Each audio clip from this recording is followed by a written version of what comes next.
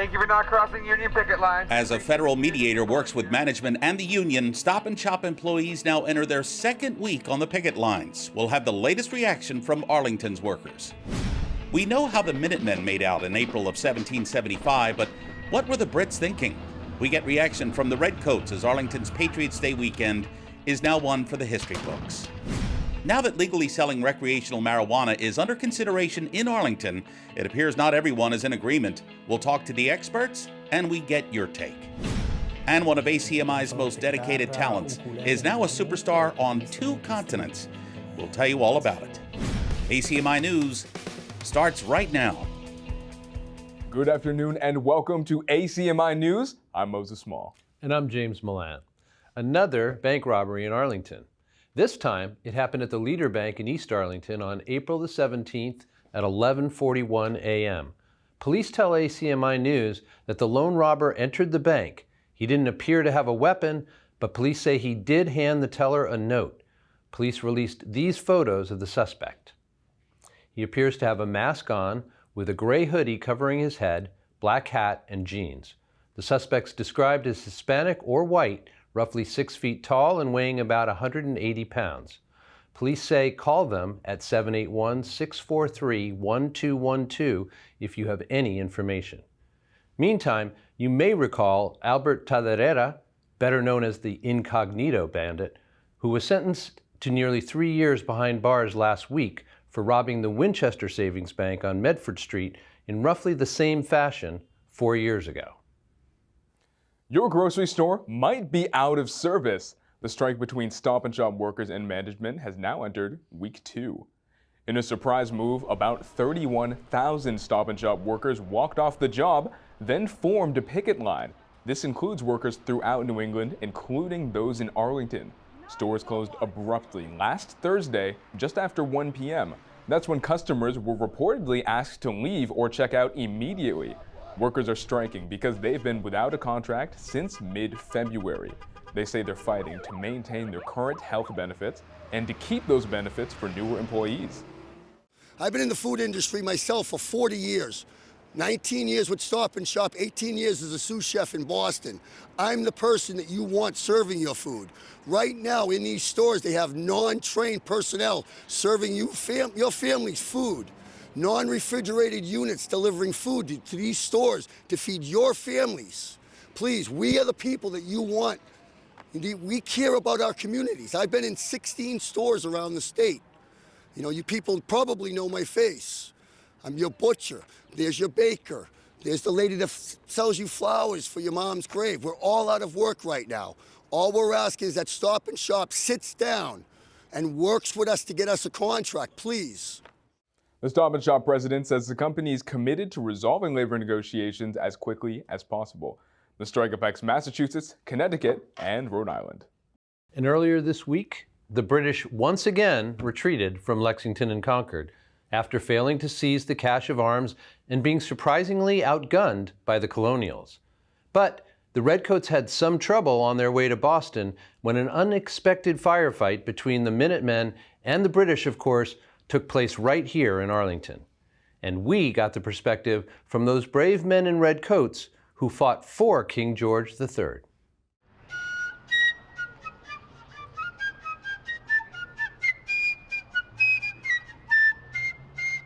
Today we're here to do a reenactment of the battle that happened here on April 19th, 1775, where as the British were retreating from Lexington, on their way back to Boston, they were met with heavy resistance from all the neighboring militias who are able to get here finally, because the alarm was sounded later that night. And so we have Danvers here and a bunch of other companies made it here to Jason Russell's yard, and this is where the big engagement occurred with the retreating regular troops. And 7 Danvers men died here, and a bunch of others, another 7 died inside the house, along with Jason Russell being bayoneted on his front steps. So this is actually one of the bloodiest part of the whole battle was here. 3 cheers for His Majesty King George III! Hip hip! Huzzah! Huzzah! Huzzah! Take care to disperse! Quick! March! And my wife is Jacqueline Moore, and she is British, and though she's lived in the States for about 50 years. If I can be so bold, who are you rooting for today? I'm rooting for the Brits, though I have a feeling that they're just not going to make it. And I do have two flags at home, one British flag and one American flag, because I am a citizen now, and I was going to bring one of the flags today, but I just couldn't make up my mind which one, so left them both at home. It's very interesting. You get to see, everyone knows the history coming through school and learning and hearing all the Yankee Doodle-ish things that we've been taught through the years.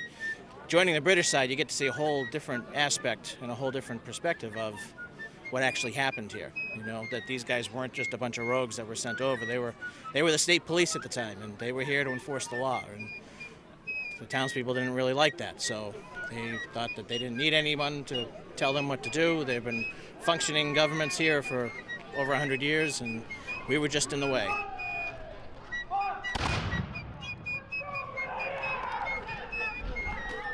Oh, it's enjoyable to see this, bring, the history back to life here and watch it, and it's a lot of fun. They all like it. Well, this is the beginning of the founding of our country. Of course, this is where it all started. It's right here on Massachusetts Ave in Concord, Lexington, and Arlington, or monotony at the time.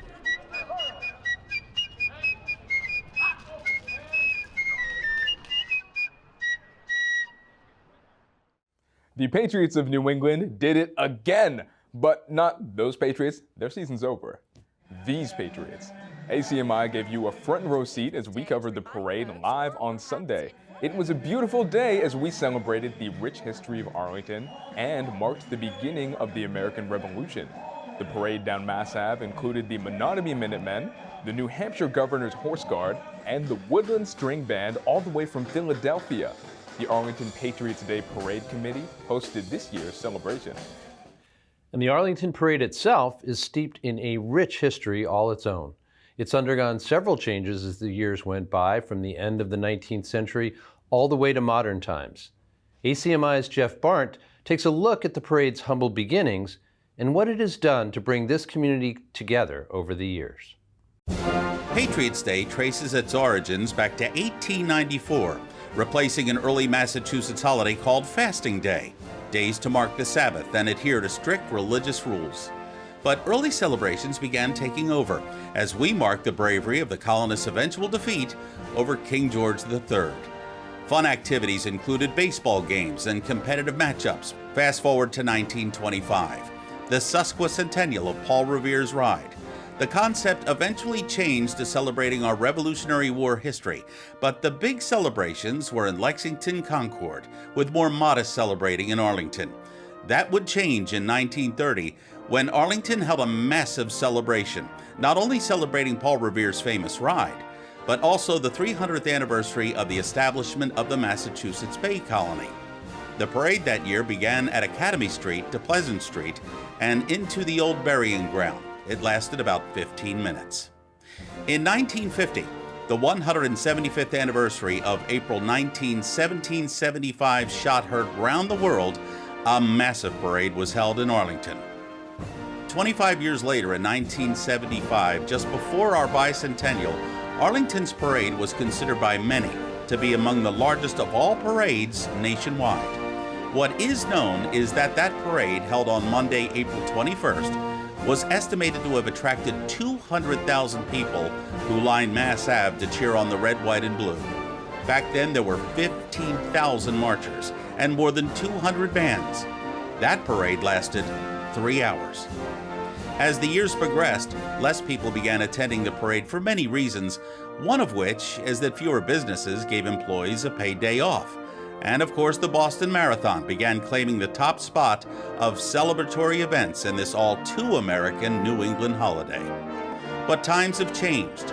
Now the parade is held on a Sunday, so it doesn't compete with Marathon Monday.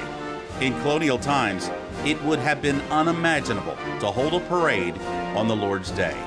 But today, in the 21st century, it is a chance now to come together as one people, united, to celebrate the sacrifices that those patriots, known and unknown, made so long ago. The Arlington Parade now gives us a chance to live our lives in freedom with certain unalienable rights, that among these are life, liberty, and the pursuit of happiness. The majority of funding for this year's parade came through donations from private individuals and sponsorships from area businesses. What's burning? As you know, Arlington already has a medical marijuana dispensary in town, and like many other cities and towns nationwide, Arlington is considering sales of recreational cannabis. There seems to be conflicting information about how that has worked elsewhere, and some experts say there are still red flags to consider. Springtime in Arlington means you'll see plants and green, but not the kind you might think. Recreational marijuana may soon be on the menu in Arlington. Apotheka is one of 2 dispensaries trying to sell cannabis recreationally in town. Last month, store owner Joseph Lakatch met with the town's select board. He says his store is ready to bring recreational cannabis to Arlington. We don't take lightly the fact that we would be the first adult use dispensary in the town of Arlington. And we're trying to create a very, very high bar for whoever comes after us. Currently, Apotheka sells marijuana for medical use. The shop wants to open a new location which would offer recreational sales. Apotheka would move out of its building on Water Street and replace Swifty's printing on Mass Ave. Lakatch says his shop has gone above and beyond to ensure security. We, at this point, also had most, if not all, of the Arlington PD to look at our security protocols, see how we've set everything up to be a safe operator. And as far as I know, we've gotten no complaints. The town can give out 3 licenses to stores hoping to sell cannabis to adults, but not everyone is thrilled about the news. Karen Koretsky is the director of the Arlington Youth Health and Safety Coalition. She says residents need to consider the risk of cannabis reaching children. Young people are very visually susceptible, and I think that if they see these stores, they see use normalized, they see advertisements, it's going to make them more curious and make it seem more acceptable, and we know that it's not healthy for youth to use. The town's Youth Health and Safety Coalition says marijuana can hurt brain development in adolescence. When kids use cannabis, they also run higher risks of developing anxiety, and they may have a harder time producing dopamine. Koretsky says very few kids are using cannabis in Arlington. She doesn't want that to change. In 2018, 80% of students at Arlington High did not use marijuana. We just got the results back from the Audison Middle School and they're preliminary, but 96% of students are not using their 7th and 8th grade. That still indicates that we have, about 5% that are using, and that was on average within a 30-day period. Apotheka says its operation complies with all regulations on a state and federal level. ACMi News wanted to get your take on whether you think recreational marijuana should be legalized in Arlington. We sent ACMi intern Liza Lee to get some opinions. I think it's a matter of education, really. The same way with, drugs and alcohol and things like that. You really have to talk to your kids about that. But as far as adults making, consenting choices, then I don't see why we wouldn't let them buy that, but we would let them buy, alcohol, liquor, things like that. I don't think it's necessarily much more harmful than drinking alcohol. And also I don't think that criminalizing marijuana will make things better. So I believe that it should be legal. With recreational marijuana, I look at it as an ability for the state to generate funds, and I think that it requires good parenting and good guidance by parents and leaders in the community to be able to deal with that, but that's not something new. Currently, only one business is selling medical marijuana legally in Arlington. Coming up on the other side of the break, Cable Satellite Public Affairs Network, or C-SPAN, is looking for a few good filmmakers. C-SPAN recognized 3 in Massachusetts and 2 are from Arlington High School. Tonight, in the first of a 2-part series, we'll show you the talented students who garnered honorable mention. This week in part 1, we think you'll find these students outstanding. That and more when we come back. The one thing about cancer that I can say that it strikes hard, it hits home closely because I have a great amount of cancer that ran in both sides of my family. Knowing my family history made it easier for me to feel really proactive about asking my doctor questions, and especially when I began to feel differently. I've always been fairly active, so at the beginning of 2013, we started training for my first triathlon. We had probably done maybe 4 weeks of training. You know, I began having a bunch of fatigue. You know, it was 3 p.m. and I'd want to take a nap. Well, that wasn't what my normal self would want to do. Knowing my history and knowing that I was feeling different, and my doctor began the battery of tests. I was diagnosed March 29, 2013 at the age of 41 with breast cancer.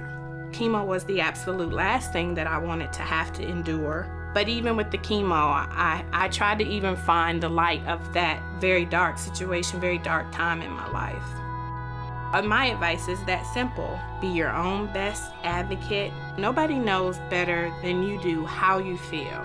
After you've gone through anything like cancer, when you're able to do something that you love to do that was taken away from you, it's a great motivation to just get up and keep going. And I finished my first triathlon in August of 2014, and it was actually 1 year to the day almost of my first chemo the year before.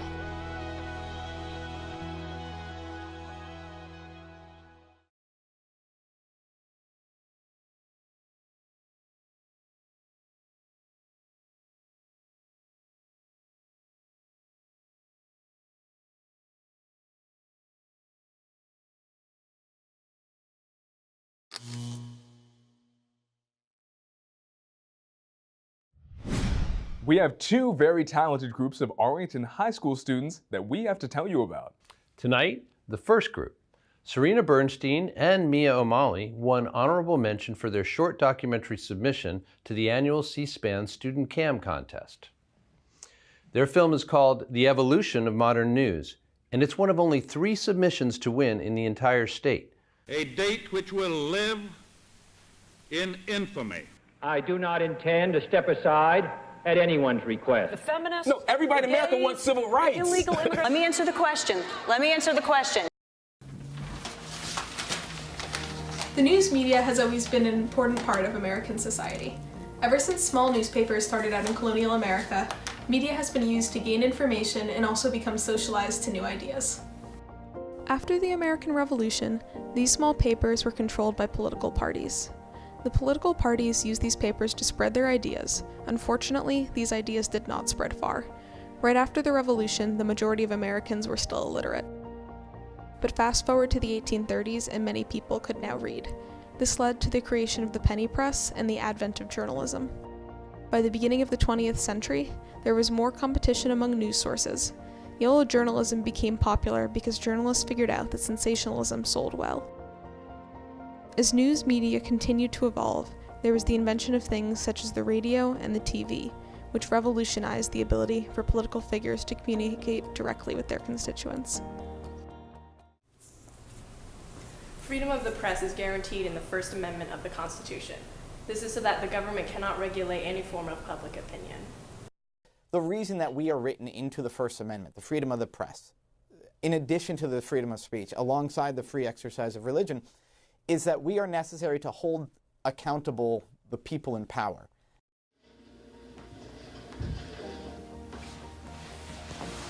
Today, there are new mediums that provide us with information. Some examples are social media, blogs, or online news sources. These new mediums allow politicians to better engage with their constituents and also allow the public to share different points of view with each other. But should news sources and social media be regulated to ensure that the information released is factually correct and not driven by hate? The internet makes news easy to manipulate and allows for the expression of all perspectives.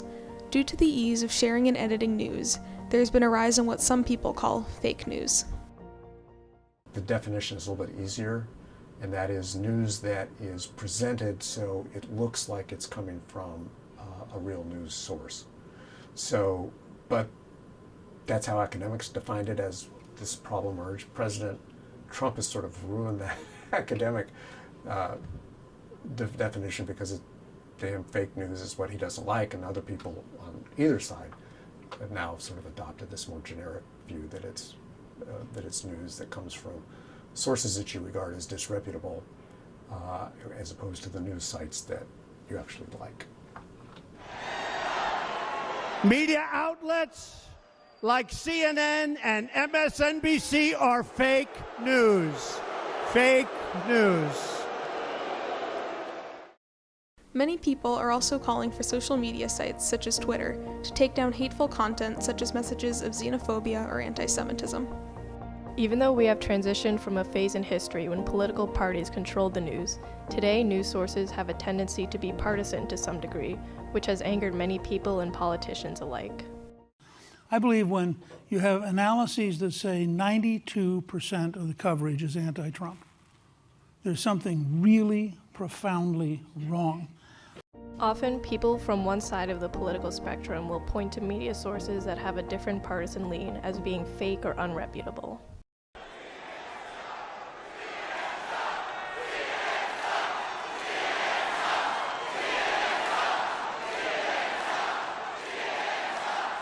Well, when you report fake news, when you report fake news, which CNN does a lot, you are the enemy of the people. While the internet and social media especially can divide people along their party lines, it can also bring up new perspectives. Social media allows people to connect with others that they may not have been able to connect with otherwise. We actually are able to, I would say, find a more diverse group of voices through social media. What's nice about social media is that it does give many different people a voice, and they're able to draw attention to issues that maybe we wouldn't have found out about if it wasn't for their Twitter account or things like that. At the end of the day, the news is a necessary part of our lives. Overall, the media's intention is not to trick the people. The news helps us as American citizens be more informed on what's going on around us. And so I would say one thing that I think is important to know is that journalists are all, we're not out here to deceive people. Journalists go into this industry because we want to be sure that we're bringing the most, accurate information to people as quickly as possible. And when I say that, I don't mean that journalists are perfect. Journalists make mistakes all the time. But the difference is that journalists make mistakes, they own up to those mistakes, and they correct them immediately. Right now, the internet presents new, modern challenges in how we consume news and information, and it will continue to play a large role in American democracy and our lives. Consuming the news takes time, and so you have to be willing. That's the bigger question: is will you do the work of being a serious citizen? And if you're committed to doing that, then the news is easy to find. Serena and Mia won $250 for that film. There will be a ceremony at Arlington High School to honor their work on Thursday, April 25th. Now, next week, we'll air the other award-winning documentary by three talented Arlington high schoolers. It's called Locally Sourced Government. It was shot with ACMi's help, just like the film you just saw. And that is what community television is all about. Last week, the students at Arlington's Thompson School proudly staged the musical Phantom Toll Booth. Phantom Toll Booth focuses on the importance of reading. This musical version of a modern tale focuses on Milo, a young boy whose quest is to save the princesses, rhyme and reason. All this while he tries reuniting the Brother Kings, Dictionopolis, and Digitopolis. Listen to this.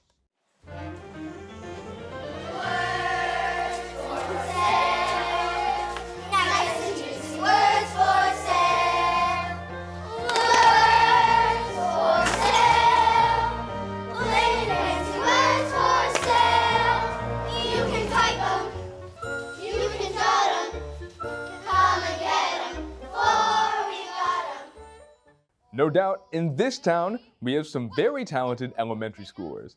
Milo learns in his journey that everything we learn has a purpose, and whatever we do has an effect on everyone. It's rare when a TV crew comes to interview a member of another TV station. But this is not your typical TV talent. Alessio Miraglia is a local boy made good. Born in Rome, Italy, currently living in Boston, a multi-award-winning composer with 7 albums distributed worldwide. He also conceived and produces the AM Garden Show here at ACMi. Alessio's accomplishments also caught the attention of a TV journalist for a national broadcast network in Rome, Italy. And Alessio's success story ran on that network earlier this week. From Milan, to the island of Sicily. He's now a superstar on 2 continents. Congrats to Alessio for the international recognition of his marvelous talents, and he also has our heartfelt thanks for composing and recording our ACMi News music theme. The Spy Ponders are gearing up for the spring season. And we have an exclusive interview with Stanley Vieira, Arlington High's athletic director. We get his thoughts about his new job, and what he wants for the future of Spy Ponder sports. Here's Alex Van Thong from Studio B.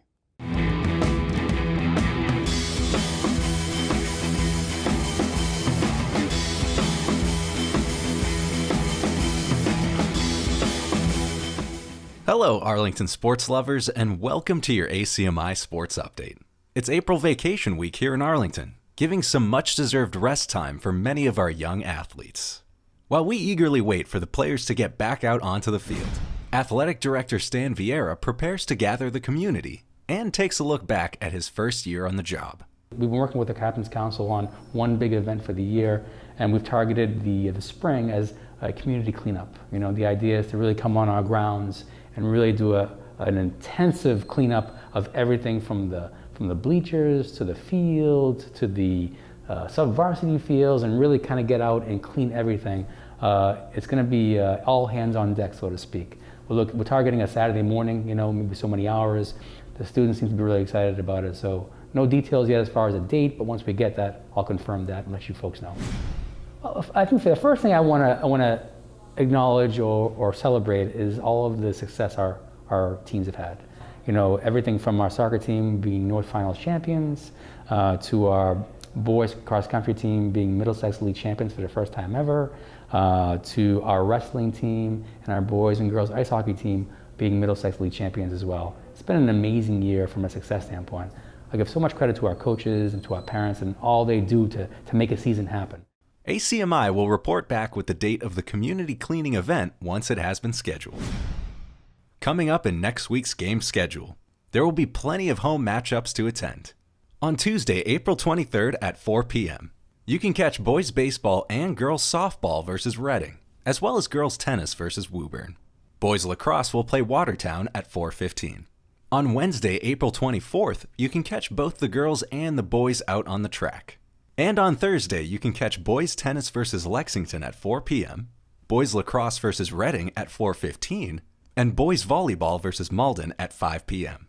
For ACMi Sports, I'm Alex Van Thong in Studio B. Back to you in Studio A. And of course, stay with us for all your latest news and sports updates. And that'll do it for us today. I'm James Milan. And I'm Moses Small. Thank you so much for joining us. We'll see you next week.